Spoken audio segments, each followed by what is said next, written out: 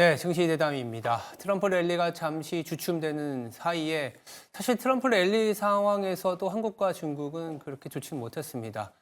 여러 투자 아이디어들 잘 살펴보도록 하겠습니다. 자리에 송재경 디멘전 투자자문 투자부문 대표 나와 있습니다. 안녕하세요. 안녕하세요. 네, 거의 한 2주간 몰아쳤던 증시 분위기.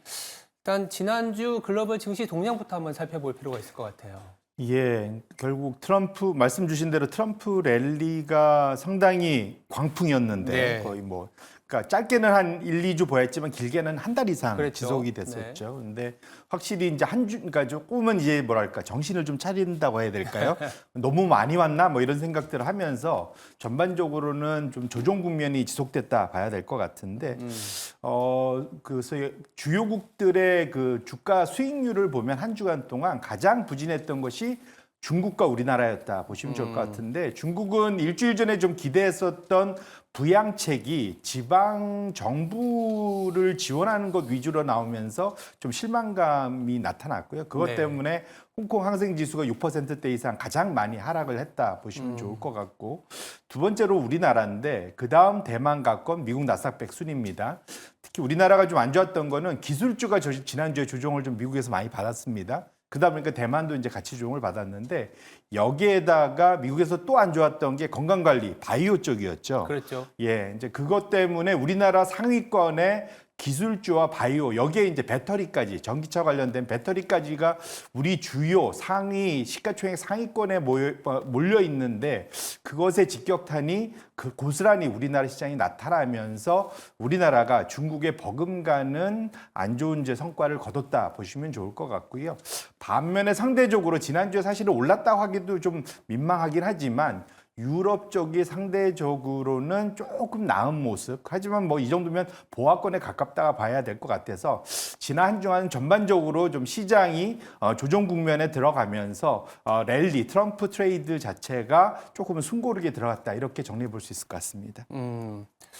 반도체와 배터리 그리고 더불어서 바이오의 부진으로 국내 증시가 약했다. 이런 부분들도 있지만 사실 트럼프 후보가 당선이 되면서 이 과거의 경험으로 한국과 중국이 조금 더 부진하다 이런 분석도 있더라고요. 예, 맞습니다. 이게 이제 자라보고 놀란 가슴, 소뚜껑 보고 놀란다고 이젠 좀 진짜 더 큰 자라가 나타난 거 아니냐 걱정합니다. 네네. 이게 왜냐하면 트럼프 일기 때 우리가 그러니까 세상 이제까지 보지 못했던 대통령이었잖아요. 그렇죠. 가장 큰 게 뭐냐면 관세를 무기화했었다는 거고 이제는 아예 당선 이전에 후보 시절부터 관세를 가지고 무기화 협상의 칩으로 바게닝 칩으로 이용하겠다라는 걸 대놓고 얘기했었기 때문에 이것이 우리나라와 중국에 좀 더 위협이 되고 있는데 가장 큰 이유는 수출 주도 경제 입장에서는 관세 무기화 그러니까 미국이 전 세계에서 가장 무언가를 사들이는 나라지 않습니까? 그렇죠. 거기에서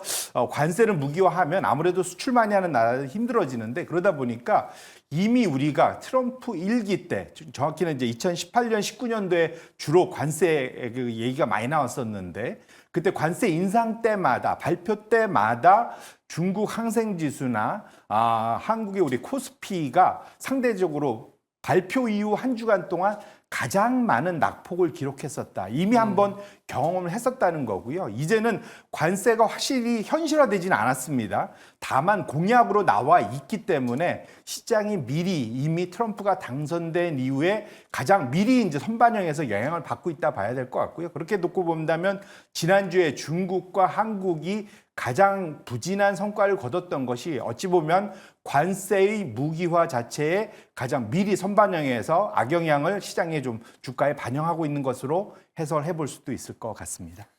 관세로 인해서 이제 무역과 관련된 장벽이 더 생기면 수출 중심의 우리나라 같은 경우에는 매출이 떨어질 수 있는 그런 리스크가 있다라고 볼 수 있는데 한편으로는 이제 보조금이라든지 정책적인 어떤 그 변화 지난주 후반에 이제 테슬라도 사실 변동성이 보였지 않습니까? IRA 텍스 크레딧 그러니까 세액 공제를 좀 폐지할 수 있다. 이로 인해서 우리 전기차 내지는 배터리 관련주들이 더 심한 낙폭을 보였다고 합니다. 예, 이게 조금은 좀 아쉽다라고 봐야 될 것 같은데 여러 가지로 해석을 할 수 있을 것 같은데 기본적으로 그러니까 우리가 사실은 테슬라 랠리에 동참해서 그 사이 한 두세 달 동안은 우리나라 배터리주에 대한 기대감 때문에 상승도 많이 했었잖아요. 네.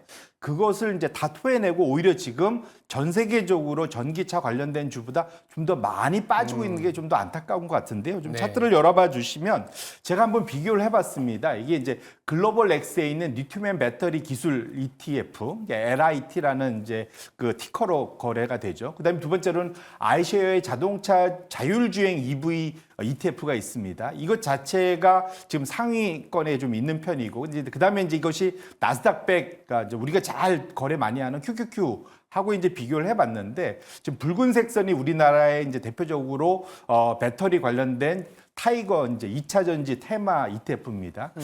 지금 보시면 원래는 한 3개월 전부터의 주가 흐름은 사실은 나쁘지 않았어요. 지금 오히려 글로벌 X 리튬 여기에 이제 테슬라가 한 7% 들어가 있는 그 ETF인데 상대적으로 같이 움직이다가 최근 한 10월 정도 들어서부터는 확실하게 좀 서로 따로 노는 모습을 보이고 최근 한 달 정확히는 한 2주 사이에 급락세를 보이면서 미국 내에서 트럼프가 당선된 이후에 전기차 보조금 축소에 최악의 영향을 받고 있는 것이 지금 우리나라로 지금 나타나고 있다 보시면 좋을 것 같은데, 뭐 이걸 펀더멘탈리 해석을 해본다면 우리나라는 상대적으로 미국의 수출이 좀 많은 거고 중국 기업들은 상대적으로 사실은 미국 수출은 별로 없어요. 그러니까 상당히 우리가 막 미국이 중국에 막 60%, 100% 관세 때린다고 하지만 전기차가 미국에 들어가는 건 거의 미미하거든요. 다 유럽 쪽으로 가고 있기 그렇죠. 때문에 그렇게 놓고 본다면 상대적으로 미국과 중국 전기차 밸류체인이 들어가 있는 글로벌 관련된 ETF의 낙폭에 비해서 우리나라가 좀 더 펀더멘탈리 직격탄을 맞고 있기 때문에 우리 붉은색 선인 그 2차 전지 테마 ETF가 좀 더 많이 빠졌다 해석을 할 수도 있을 것 같고요. 근데 좀 다만 빠져도 좀 너무 과한 거 아닌가 싶어서 이런 측면에서 놓고 보면은 단기적으로 아직 모든 것이 다 완성돼 있는 거 아닌 측면에서는 주가가 너무 과하게 선반영한 측면이 있어서 두 가지를 앞으로 볼 수 있을 것 같습니다. 우리가 너무 단기에 많이 빠졌기 때문에 우리가 좀 조정가 어느 정도 기다려주면서 위에 있게 빠져 내려올 수가 있고, 아니면 위에 있게 어느 정도 안 빠지면 글로벌 테마가 안 빠지면 우리나라 다시 좀 회귀하는 위로 상향되는 모습을 보일 수도 있을 것 같습니다. 그래서 아직은 방향성을 잡지 못했지만 적어도 지금 우리나라의 배터리 테마 ETF가 너무 많이 빠진 것만은 분명하다 이렇게 말씀드리겠습니다. 네, 2차 전지가 사실은 핵심이었죠. 뭐 해리스 후보가 된다면 이제 뭐 분위기가 반전된다 이런 분위기도 있었는데 트럼프가 당선이 되면서 조금 더 급박하고 안 좋게 변해가고 있는 모습입니다. 더불어서 이제 지난주에 미증시가 트럼프 랠리가 조금 주춤된 이유 중에 하나가 이 연준의 스탠스, 특히 이제 금리의 변화 때문이다라는 얘기들이 나오고 있습니다. 이 미국의 10년물 금리가 다시 꿈틀꿈틀대고 있더라고요. 어떻게 봐야 돼요? 이게 좀 걱정되는 모습이기도 하고 마지막에 활용점정은 지난주 후반에 파월의 그렇죠. 발언이었죠. 지금 우리가 금리를 여기서 급격하게 인하할 그런 상황이 아닌 것 같다라는 얘기를 하면서 시장의 기대감, 적어도 채권 시장에서 향후에 금리가 연준이 금리를 꾸준히 빠르게 내릴 거다라는 것을 상당 부분 많이 후퇴시켰다라고 봐야 될 것 같은데요. 기본적으로 지금 트럼프 승리가 사실은 시장 금리가 우상향한 것은 최근 트럼프가 당선된 이후 2주가 아니라 이미 10월 초부터였다. 무슨 말이냐면 트럼프의 승리 확률, 배팅 시장에서 승리 확률이 급등하던 시점부터 미국의 국채금리 2년물과 국채금리 10년물이 동시에 우상향하면서 지금 10년물은 4.4 이상, 4.5를 좀 트라이하고 있고 미국 국채금리 2년물도 4.3까지 와 있습니다. 국채금리 2년물은 뭘 보시면 좋을 것 같냐면 연준의 기준금리를 가장 선행해서 앞서가는 그런 금리라고 보시면 좋을 것 같고 10년물 금리는 장기 성장성과 미국이 또 미국 주식을 할인하는 데 가장 중요한 금리다 보시면 좋을 것 같은데 이렇게 놓고 보면 12월 달 우리가 지금 FOMC 올해 마지막 한 번 남았습니다. 시장의 기대는 다 베이비 컷 25bp 한 번 인하하는 걸로 생각하고 있는데 이것이 네. 원래는 불과 2, 3일 전만 해도 거의 8, 90% 맞아요. 추가 인하였는데 지금 60% 이하로 좀 내려오고 있고 내년도까지도 비교해 보면 저 2년물 금리가 의미하는 바는 2회 이하로 인하할 거다. 원래는 4회에서 6회까지 인하할 거라고 시장은 기대했는데 저 상황 자체를 보면 내년에 거의 인하가 별로 없다. 잘해봐야 한 2번 미만이다. 이렇게 해석을 하고 있다는 측면에서 놓고 보면 적어도 주식시장은 지금 트럼프 랠리 때문에 환호를 하고 있지만 채권 시장에서 입장은 트럼프 때문에 금리가 전반적으로 다 우상해야 할 수밖에 없겠다 이런 측면이고 이게 길게 놓고 보면 10년물 금리가 내년도에 5% 이상을 충분히 넘을 가능성이 있기 때문에 이것이 단기적으로는 주가 상승에 뭐 그렇게 큰 문제를 안 일으키겠지만 뒤로 갈수록 악영향을 미칠 수 있다는 것을 우리 투자자 여러분들도 꼭 염두에 두시고 미국의 10년물 국채 금리를 꼭 매일매일 체크해 보실 필요가 있겠다 이렇게 말씀드립니다.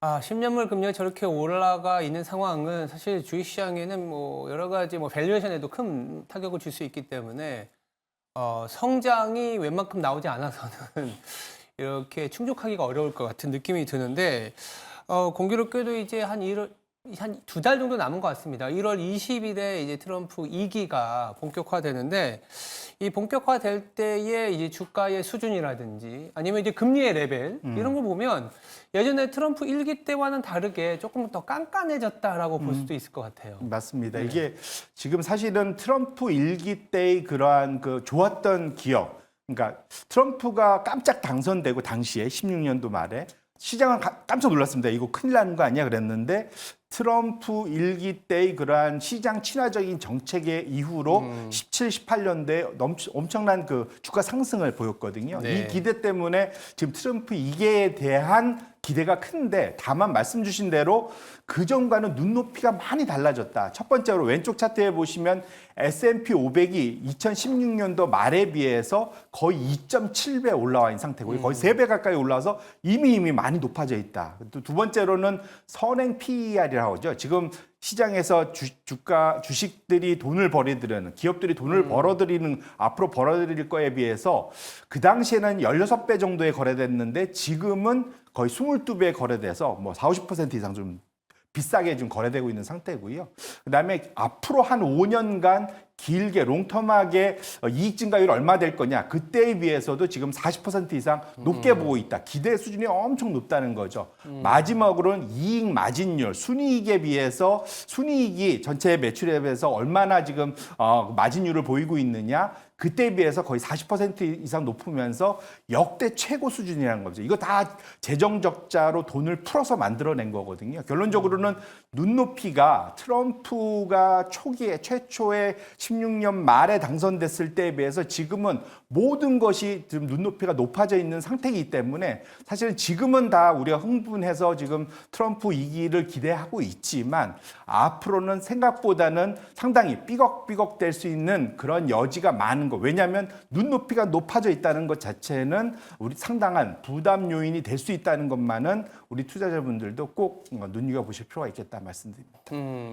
주가도 올라와 있고 그에 못지않게 밸류에이션도 상당히 비싸져 있는 그리고 그거에 맞춰서 마진이 높은 것도 맞지만 이게 기대치잖아요. 이만큼 높아야 된다라는 건데 사실 이런 상황에서 이익이 계속 증가하면 뭐 잘 버틸 수 있긴 하겠지만 미국도 지금 이익의 상태가 어떤지가 굉장히 관건이거든요. 맞습니다. 이게 그러니까 분명 내년도도 올해보다는 이익이 증가는 할 겁니다. 네. 근데 문제는 내년도에 이만큼 늘어날 거야 했던 것이 최근 3개월 동안 자신감이 점점점 떨어지고 있다.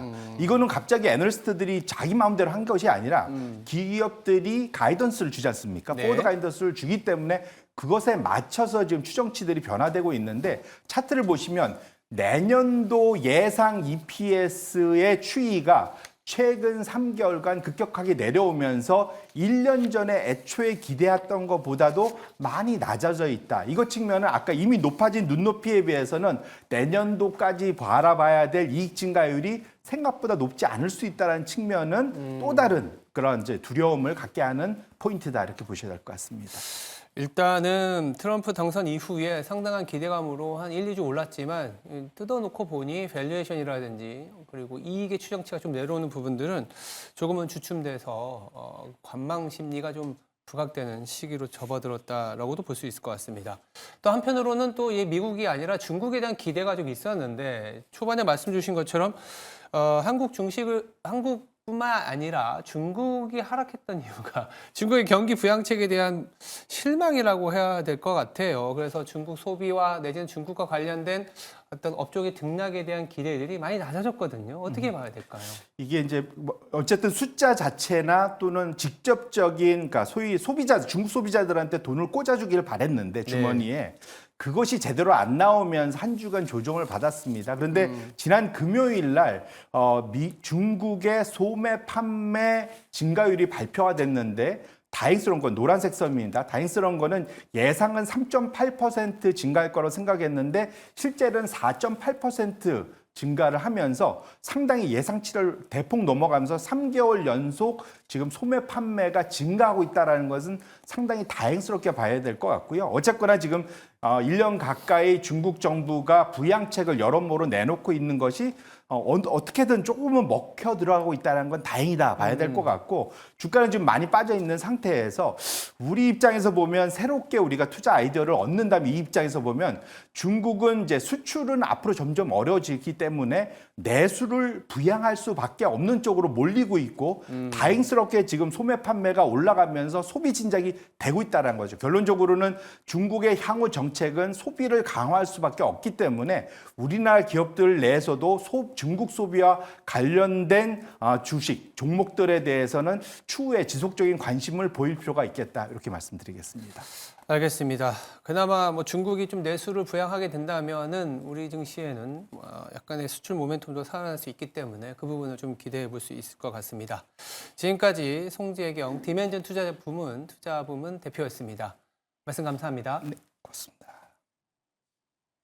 네, 앵커 브리핑을 시작하겠습니다. 지난주 후반 미 증시는 좀 약세를 보였습니다. 금리와 달러가 상승했기 때문인데요. 아무래도 제롬 파월 연준 의장의 한마디가 굉장히 컸습니다. 금리 인하가 가파르게 진행될 필요는 없다. 경제가 탄탄하다라는 얘기였는데 12월 인하 가능성이 그러다 보니까 다시 60% 초반으로 뚝 떨어진 상황입니다. 이런 상황에서 트럼프 랠리가 다소 주춤되고 있습니다. 트럼프 2.0의 공포다라는 얘기들이 나오는데 속속들이 나오는 인선 정책이 조금은 좀 과격한 거 아니냐라는 얘기들이 나오겠습니다. 일론 머스크의 방위비 삭감으로 인해서 정부의 IT 지출이 좀 줄어들 수 있다. 칩스법 폐지라든지 무역 갈등으로 인해서 그러다 보니까 이 필라델피아 반도체 지수도 급락을 보였고요. 백신 회의론자죠. 보건복지부 장관의 임명이 되다 보니까 제약바이오도 좀 주춤되는 모습을 보였습니다. 미국의 증시는 조금은 주춤된 상황인데 반면에 한국 증시는 또 삼성전자가 주 후반에 강한 반등을 보여주긴 했습니다. 아시겠지만 자사주 매입을 좀 공시를 했는데요. 10조 원에 달하는 자사주 매입을 공시를 했습니다. 3조 원은 또 3개월 이내에 소각하겠다라는 강력한 정책을 쓰면서 바닥을 만들어주는 기대가 있긴 합니다만 투자자들 사이에서는 또 인텔에 대한 어떤 그 기시감으로 받아들이고는 있습니다. 인텔이 21년에 무려 하나로는 40조 원에 달하는 현금을 갖고 있었지만 성장에 대한 기대감을 주지 못하면서 주가가 계속 하락세를 보였던 그런 아픔을 기억하시는 분들도 있는데요. 그러다 보니까 현금을 보유한 것과 기업의 경쟁력은 다르다라는 냉철한 분석도 제기되고 있는 상황입니다. 삼성전자가 5만 전자를 지켜내긴 했지만 앞으로 6만 전자, 7만 전자가 되려면 결국 중국의 거센 도전에서 살아남아야 되고 아시겠지만 HBM이라든지 AI 성장에서 또 다른 혁신의 가치, DNA를 보여줘야 되는 조금은 무거운 발걸음을 앞두고 있습니다. 조직 혁신이라든지 연말 연초에 나오는 삼성전자의 행보에 따라서 우리나라의 증시가 크게 방향을 바꿀 수 있기 때문에 이 부분 유념해서 지켜봐야 될 것 같습니다. 지금까지 앵커 브리핑이었습니다. 오늘 하루도 성투하시기 바랍니다. 감사합니다.